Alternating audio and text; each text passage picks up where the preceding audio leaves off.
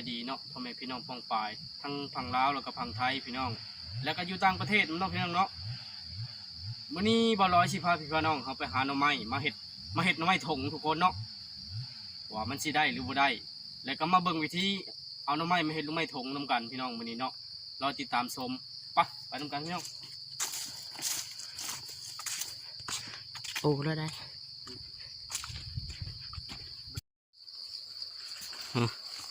ในที่สุดก็มาหดก่อมันแล้วทุกคนเนาะว่ามันสีมีหน่อไม้บหรือบ่ปะเนาะไปเบิ่งไปชมน้ำกันเนาะ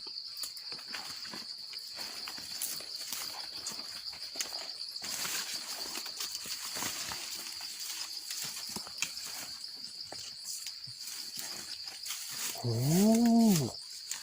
มีอยู่ทุกคนมีอยู่นี่ต้องมีแต่หน่อติ๊กตุ้ยเดี๋ยวพี่น้อง2 หน่อ 3 หน่อพี่น้องนี่ตอนนี้กำลังพ่นออกเลยทุกคนเนาะปาดหน่อสวยๆทั้งนั้นพี่น้องเลยโอเคมาเบิ่งกอที่2เนาะทุกคนเนาะว่ามันสิหลายสำใดปะพี่น้องไปเบิ่งนำกันโอ้พี่น้องโอ้มีแต่ดวงงามปาดมีแต่ดวงงามๆทั้งหมดพี่น้องเลยต้องกระอ่อนนะครับตอนนี้กำลังพ่นกันพี่น้องเลยกำลังพ่นกันก็มีทุกคนเนาะหมดแล้วจะหักซอยก่อนพี่น้องเลยซอยกันหักเนาะซอยกันหาพี่น้องมันก็จังสิได้กลับบ้านกับซองไว้เนาะ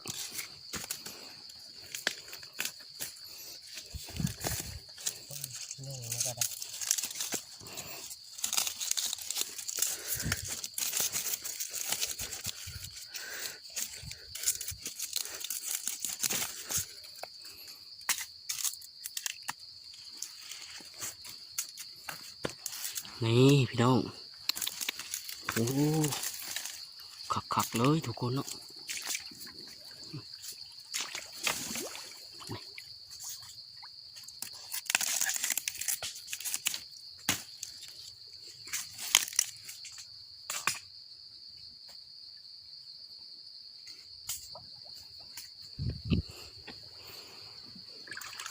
เขากำลังออกกระหลายเลย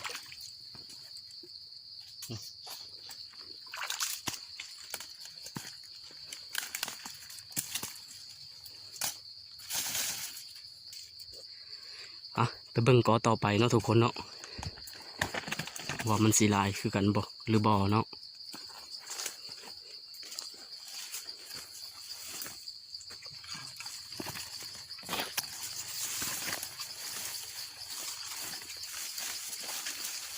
ป้าเบิ่งดูพี่น้องเบิ่งดูนี่ตัวนั้นเลยตัวใดจะขยะเลยป้าอ้อมก่อเลยได้ทุกคนเนาะพวกอยู่ข้างนั้นกันหลายพี่น้องพวกเนาะ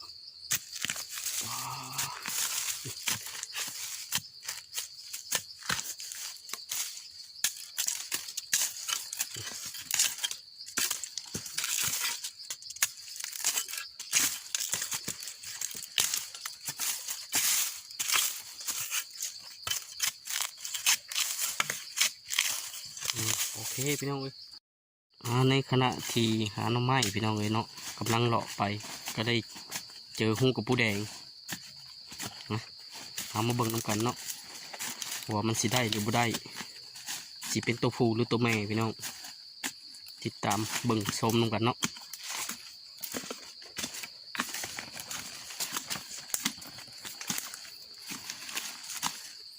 มันเริ่มจะไข่เลยทุกคนกับปูแดงเดี๋ยวนี้เลย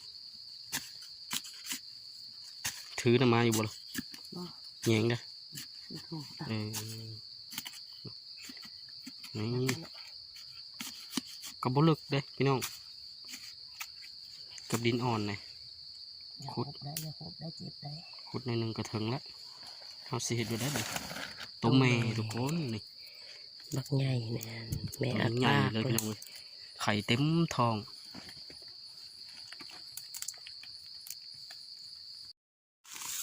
มาเจอดงกระปูแดงพี่น้องแบบนี้เนาะก็เลยพาพี่พาน้องมาขุดกระปูแดงซะก่อนกระปูแดงนี่เห็ดถึกสูตรมันก็แซ่บพี่น้องเนาะบางคนเนี่ยเอามือมอกเห็ดมอกเชนอไม้ก็แซ่บผมมักนะพี่น้อง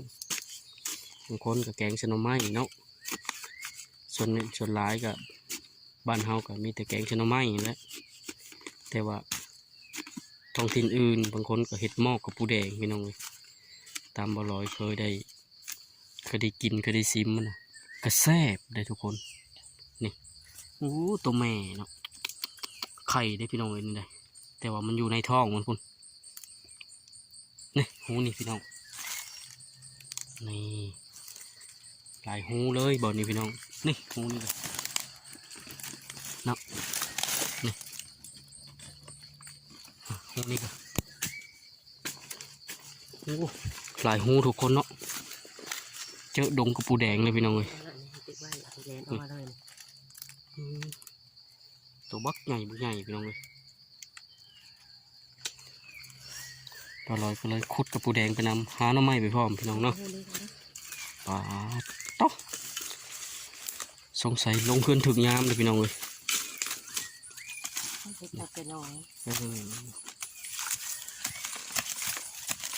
นี่หูนี่กับพี่น้อง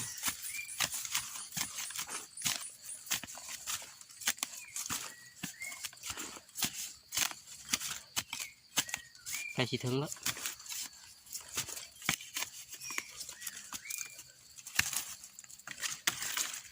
เอาไปฆ่าไม้เสียมกัน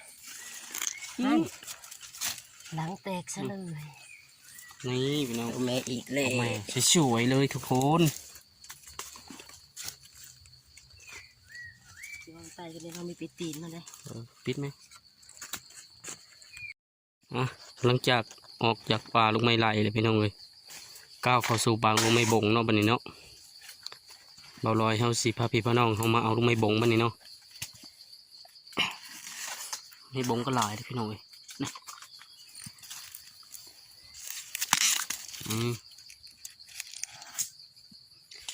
มีแต่ดวงตุ้ยๆพี่น้องตัวคัก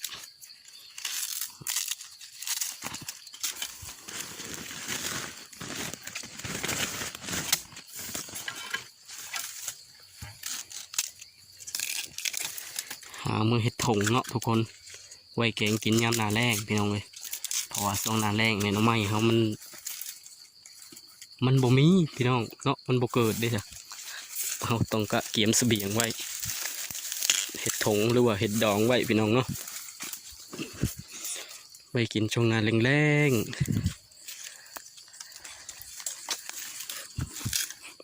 เพราะว่าเขาสู่หน้าแรงนี่มันก็น้ำไม้เขามันก็เริ่มอึดแล้วใช้เป็นปลาย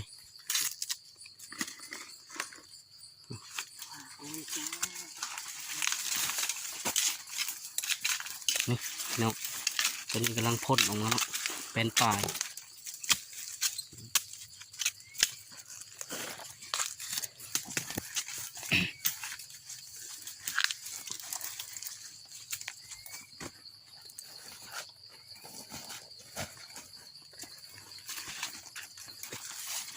ตัวนี้ก็เป็นปลายทุกคนนี่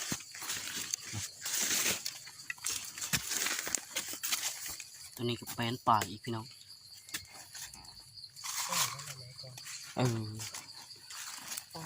ป้อนยา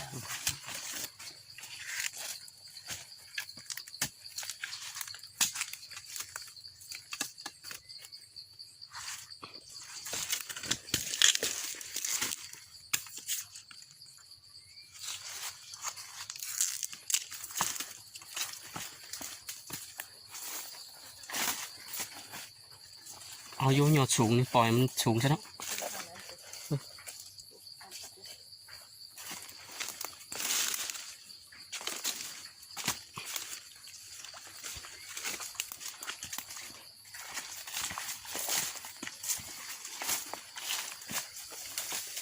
ราะว่าลุงไม้ไหลเขามันก็ได้หลายเลยพี่น้องเนาะเต็มกระตาบ้านนี้บ่ลอยก็มาหาลุงไม้บ่ง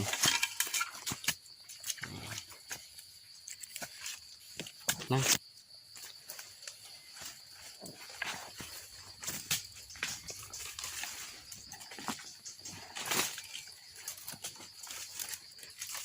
กำลังมุ่งหน้าเข้าป่าลุงไม้บ่งทุกคนเนาะ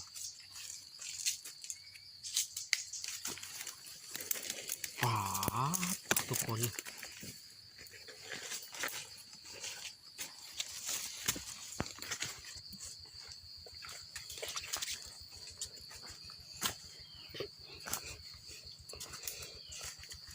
ตอนนี้กำลังฮักลูกไม้บ่งอยู่พี่น้องเลยเนาะเอามันเต็มเอาจะมันเต็มยามพอแหละพี่น้องนะยามพอลอยนี่ยังบ่ทันเต็มเนาะแต่ว่ากระตาเต็มแล้วทุกคนยามกำลังครึ่ง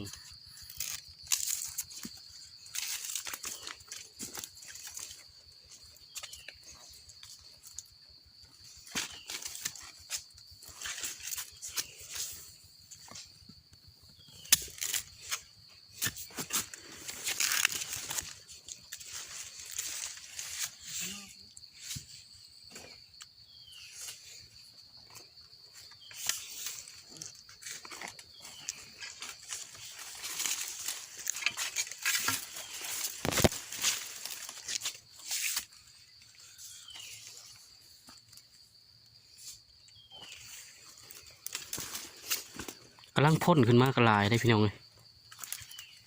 แต่มันบ่ทันยาวเนาะ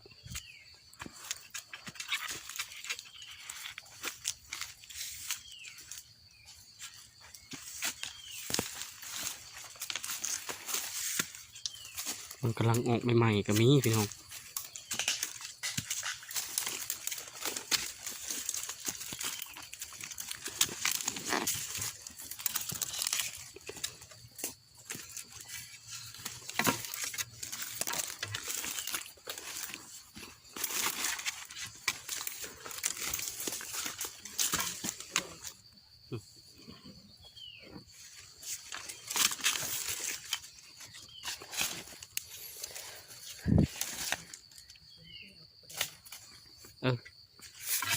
เอาหน่อก่อน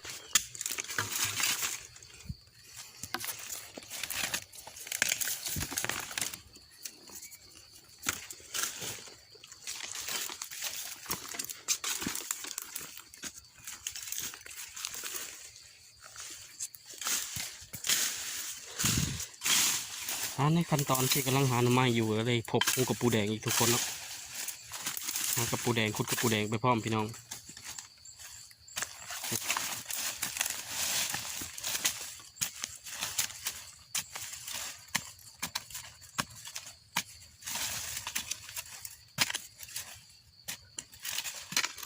งูน่ะมันบอรู้ว่างูเป็นถุงบ่ คู่กับปูแล้วเด็ก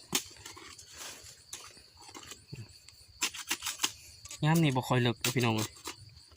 มันเลิกแต่มันไม่เลิกแล้วผู้ใด ถ้ามันเป็นหงใหม่นี่เจอแล้วทุกคนนี่ได้อีกแล้วตัวที่สองเป็นตัวแม่มันเลยพี่น้องเลยไข่เต็มทองทางในพวกก็มีหน่อไม้บ่งพี่น้องนะหลังจากบ่ลอยหามาได้หลายเติบพี่น้องเนาะ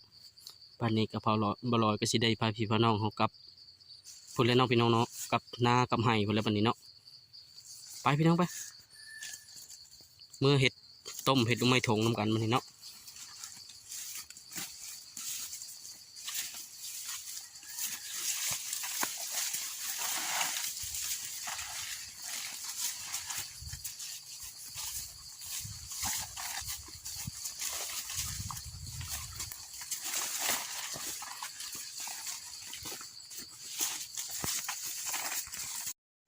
หลังจากกลับมาจากป่าจากดงเนาะพี่น้องเนาะหามาได้เรียบร้อย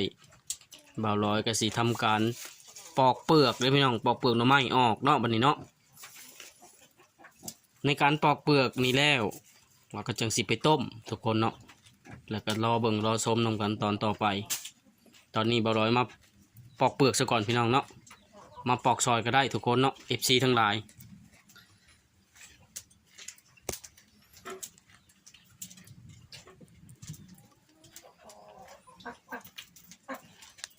มื้อนี้มีผ้าห้องผ้าเหลื่อมพี่น้องเอ้ยเป็นบางโอกาสเนาะร้อยปอกเปลือกก่อน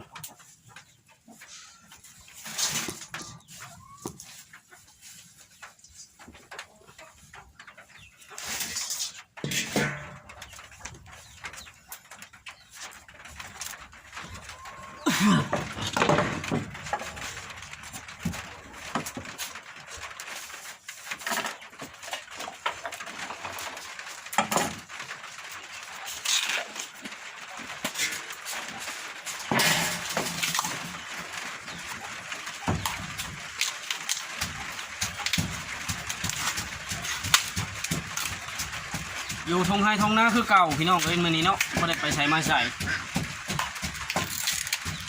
อยู่กับธรรมชาติ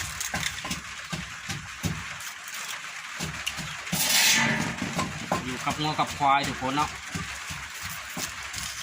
นี่ตอกแล้วก็สวยๆเลยพี่น้องนี่เราต้องเห็ดเป็นยอดแล้วนี่พี่น้องเลยใส่ถุงฮะ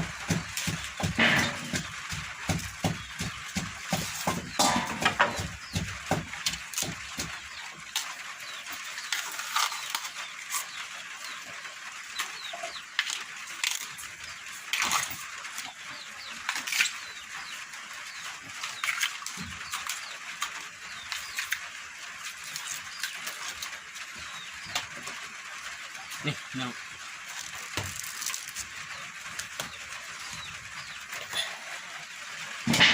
มามีไปนะจะเอาคนกระซ้ำใช่ไหมทำหน่อไม้ก็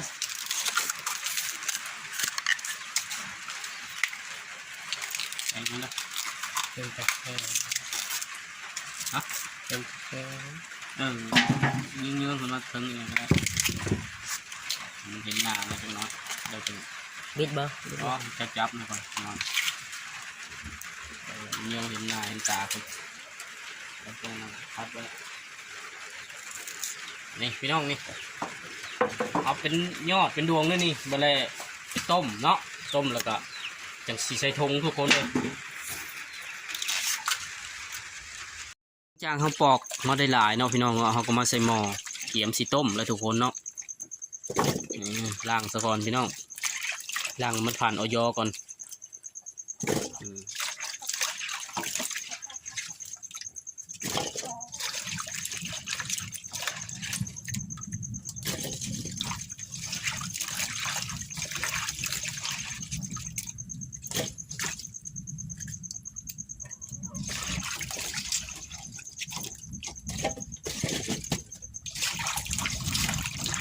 คันห้าโบราณเนี่ยมันสิมีคายมันเลยพี่น้องมันสีคันคายเนาะมันสีคันคายมันสีนั่นมันแบบสะอาดเราก็จำเป็นต้องได้ล่างซะก่อนพี่น้องได้หม้อนึงแล้วเต็มหม้อพอดีทุกคนเกี๊ยมจะขึ้นไปต้มแล้วบัดนี้เนาะแต่เอาน้ำมาใส่ก้อนพี่น้องเลย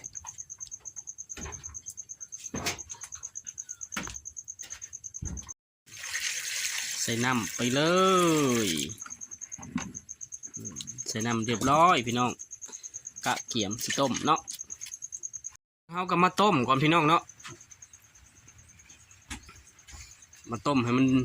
มันเดือดให้มันห้อนซะก่อนแต่ว่าบ่ได้ต้มหึงเลยทุกคนเนาะต้มเอาพอมันฟดใจเล็กจังหน่อยแล้วเขาก็ปรุงเลย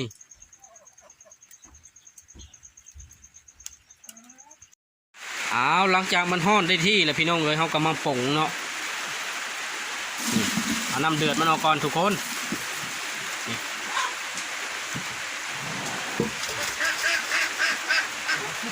หัวใหม่ค่ะว่าแล้วเขาก็มาจับใส่ถุงพี่น้องมาเบิ่งกันเนาะผมก็ได้ใจกับที่มีไงโตมาโบราณแต่มันจะห้อนจังหน่อยพี่น้องเลยเนาะไม่ร้อนจังน้อยเลยร้อนอาลีนี่ร้อนอาลีนี่แหละร้อนอะไรซะร้อนอะไรร้อนกินยาไม่ได้นี่แหละ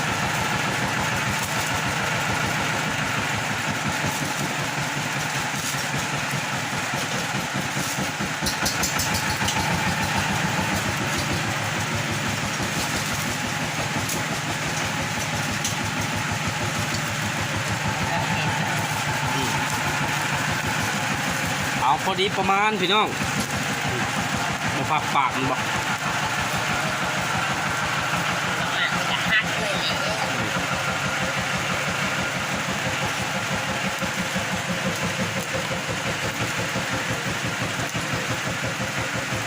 นี่แบบนี้พี่น้องวิธีเห็ดหน่อไม้ตงเนาะแล้วใส่อีกต่อไปถุงที่สองพี่น้องเลย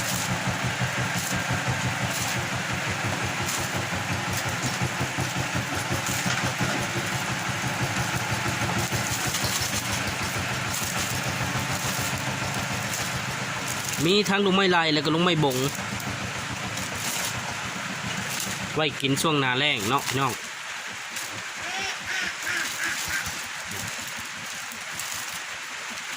วิธีเห็ดหน่อไม้ถงก็คือเป็นอันว่า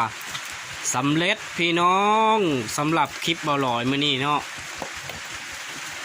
แล้วก็ลงห้าฟุ้งครับ